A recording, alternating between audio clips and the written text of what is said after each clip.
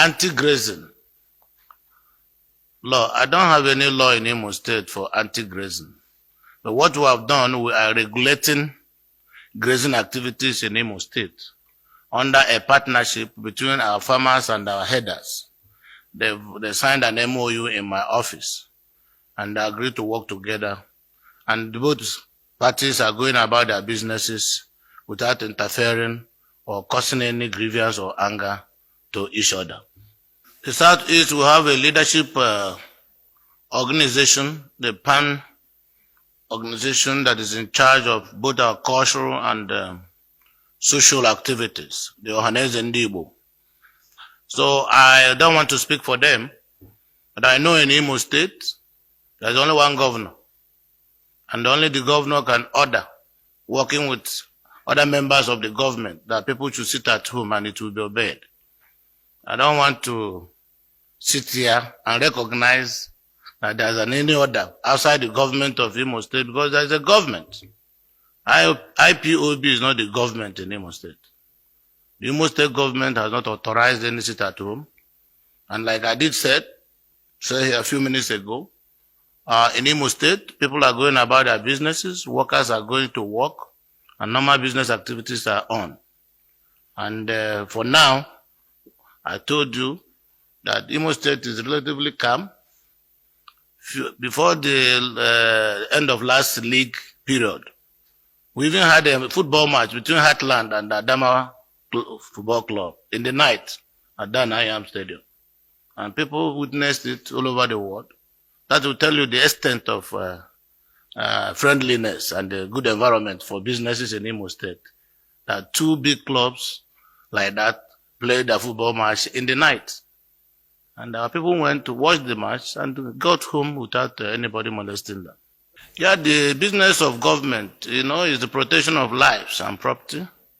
And we must act as a government and live up to the responsibilities of our government. So we try to maintain law and order and condemn illegal and criminal activities and make those who are apprehended to face the law. So I think that with the political will and cooperation of our people, particularly our traditional leaders and our traditional rulers, we've been able to a reasonable extent, manage control of criminality and illegality in Imo State. Recall that at the height of this incident, the prison yard, the correctional center facility in Owerri was broken. All the suspects and the prisoners escaped. Some of them are still at the fringes, doing what they know how to do, while government is also working hard to do what they are supposed to do. So in no small time, I'm sure and almost certain that life will return, normalcy will return completely, 100% to Imo State. Our president, you know him, he will only encourage you. He doesn't interfere. But we are in charge of the campaign. I'm the chairman of the council. And the good news is that the political leadership in Imo State, in Igbo land, we have this resolved to be part of the federal government, to participate at the national level, to leave a provincial championship to national championship.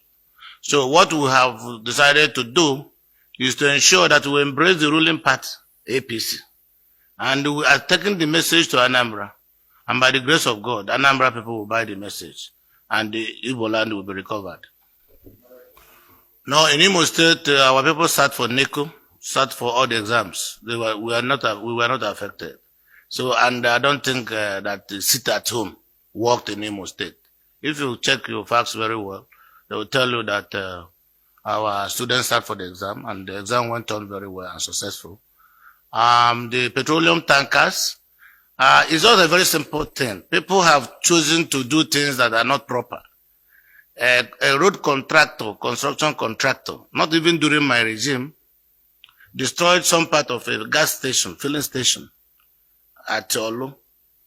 And the owner of the station took the contractor to court.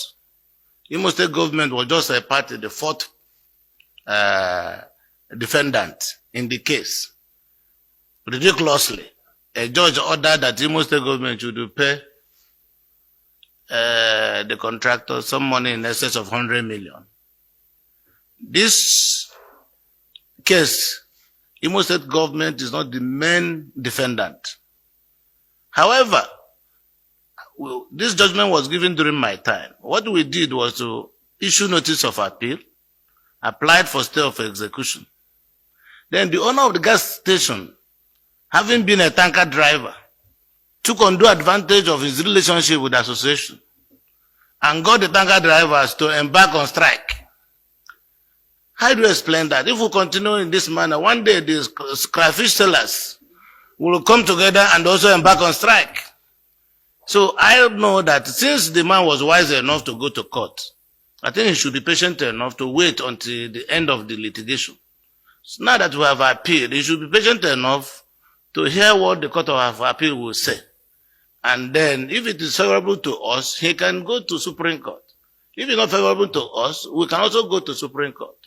But the situation where we sit down there, and every association of an association will just threaten and allow themselves to be used by opposition politicians to embarrass government, I would not encourage that.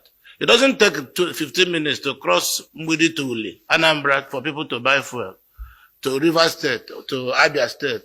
You know, we are equidistant with some neighboring states. So I don't think that is something to break our head. I'm appealing to them to interrogate their consciences and do the right thing by ensuring that they do their businesses too, because by cutting the supply of fuel, they are also not doing their businesses, and it's just the poor people who are not able to travel out to buy fuel that the thing will